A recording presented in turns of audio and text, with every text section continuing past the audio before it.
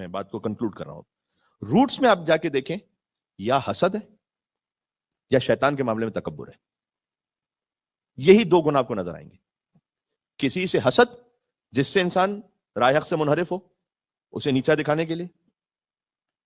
مثلا امام رضا علیہ السلام کے بھائی, 7ویں امام کے ڈائریکٹ بیٹے, ان میں سے بعض بھائیوں نے امام رضا علیہ السلام کی امامت کو قبول ہی نہیں کیا ہے, اور وہ برملا کہتے ہیں کہ یہ علی رضا امام نہیں ہے, نعوذ باللہ من ذالک.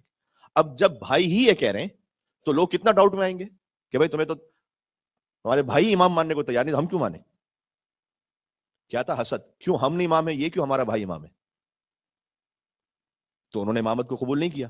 تو جب امام رضا علیہ السلام کے پاس بعض لوگ آ کے کہتے تھے کہ آپ کے تو بھائی آپ کی امامت کو نہیں مانتے, تو ہم کیوں مانیں؟ تو امام رضا علیہ السلام نے فرمایا تھا کہ یوسف علیہ السلام کو کنہوں نے کنویں میں پھینکا تھا؟ اللہ تعالیٰ نے صاحب کا مثال دی بھی ہے انبیاء میں سے ایک نبی کی, کہ وہ یوسف کے بھائی ہی تو تھے, کوئی غیر تھوڑی تھے جنہوں کنویں میں ڈال دیا حسد کی وجہ سے. یوسف علیہ السلام سے بھی حسد تھا.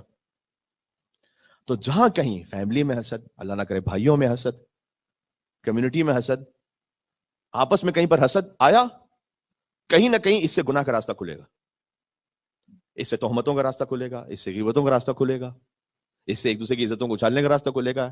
کسی کو اگر کوئی حسد بہت زیادہ بڑھ جائے تو اسے نیچے گرانے کے لیے کوئی نہ کوئی اقدام وہ کرے گا, کچھ نہ کوئی ایسا کرے گا کہ وہ ذلیل اور رسوا ہو. مثلا اس سے راستے کھلتے ہیں with in family, with in community. ایک حسد, دوسرا تکبر, اپنے آپ کو بڑا سمجھنا, ہم ہی ہیں سب کچھ, اور ہم سے آگے کون کیسے جا سکتا ہے. جس نے یہ سمجھ لیا تو شیطان کے ساتھ یہ مشکل تھی کہ جب میں نے 6000 سال تک عبادت کی. اب ایک دفعہ اس پہ کام بھی ہونا چاہیے, اور اس پہ میرا بڑا دل بھی چاہتا ہے کہ کم از کم 1-2 مجلسیں اس پہ بھرپور پڑی جائیں. شیطان کی سائیکالوجی, مثلا وہ کیا سوچ رہا ہے, وہ کس طریقے سے, اگر آپ اس کو دنیا اور مادہ پرستی کے اعتبار سے رکھے سامنے, حکم خدا کو بیچ میں سے تسلیم کو نکال دیں, تو ایک طریقے سے وہ صحیح ہے. کیسے؟ ایک مخلوق ہے جس نے 6000 سال تک عبادت کی ہے, ایک اور اللہ کی مخلوق ہے کہ جو ابھی بن رہی ہے, پوری بنی بھی نہیں, مٹی پانی میں, ابھی ایک طریقے سے آدم کا پتلا بنا ہے, اور اس میں اللہ نے اپنی روح پھونکی, ابھی ابھی بس وجود میں آیا ہے ایک انسان. اللہ اس 6000 سال کی عبادت کو کرنے والے سے کہے کہ اس کے سامنے سجدہ کرو. بھائی یہ کون ہے؟ ہوتا ہے نا بعض مرتبہ, بھائی تم تو ابھی ابھی آئے, تم ہو کون؟ ہم یا 20 سال سے, ہم یا تم کون؟ تو چونکہ یہاں تو خیر اللہ کے حکم کی کوئی بات نہیں ہوتی ہمارے آپس کے معاملات میں, ہمارے تو معاملات کچھ اور ہوتے ہیں, لیکن وہاں اللہ کا حکم ہے. اللہ کا حکم ہے ابلیس کو بھی کہ سجدہ کرو. تو وہ یہ سوچ رہا ہے کہ میں 6000 سال سے اللہ کا سجدہ کر رہا ہوں, اور ابھی ابھی یہ مخلوق خلق ہوئی ہے, اور ابھی ابھی ایک روح آئی ہے اس کے اندر, اور اللہ کہہ رہا ہے اس کے سامنے جھکو. وائے؟ یہ ہے تسلیم نہ ہونا امر خدا کے سامنے, جو انسان کو شیطان بناتا ہے.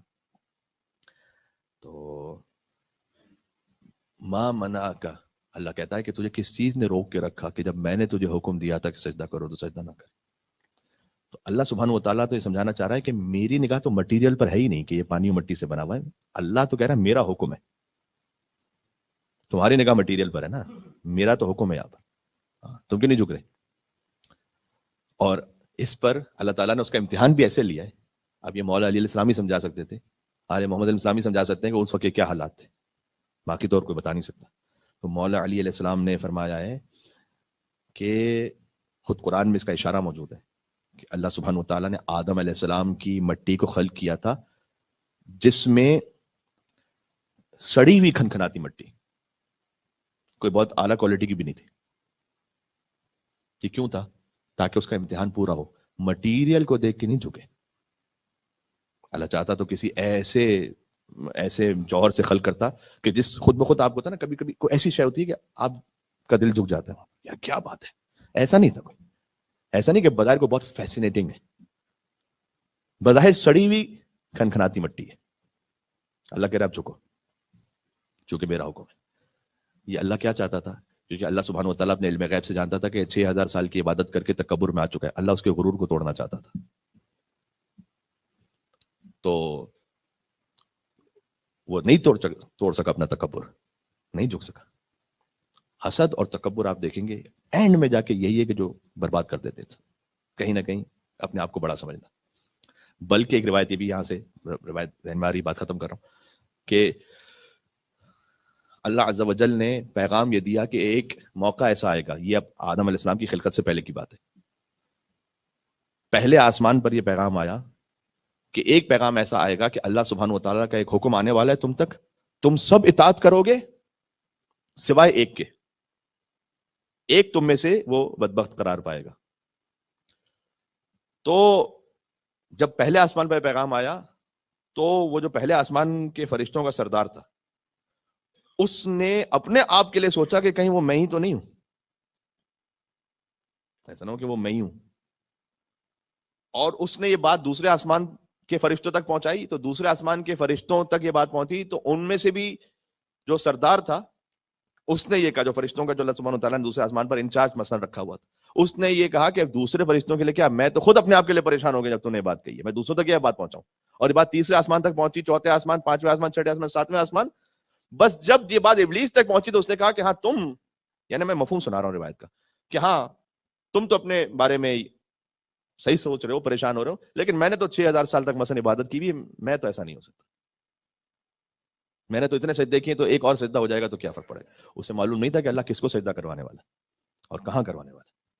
یہ اس سجدوں سے مختلف ہے، یہ وہ سجدہ ہے کہ جس کے غرور کو توڑنے کے لیے.